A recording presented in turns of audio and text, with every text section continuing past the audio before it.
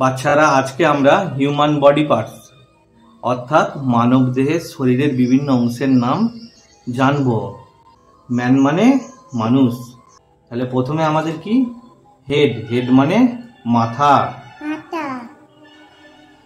তারপর চুল, hair, hair মানে চুল, হেয়ার মানে চুল। আই, আই মানে চোখ, চোখ দিয়ে আমরা কি করি দেখি। নোজ, নোজ মানে নাক। লিপ, লিপ মানে ঠোঁট। ফেস, ফেস মানে মুখমণ্ডল। ইয়ার, ইয়ার মানে কান, কান দিয়ে আমরা শুনি। টুথ, টুথ মানে দাঁত, দাঁত। নেক, নেক মানে ঘাড়।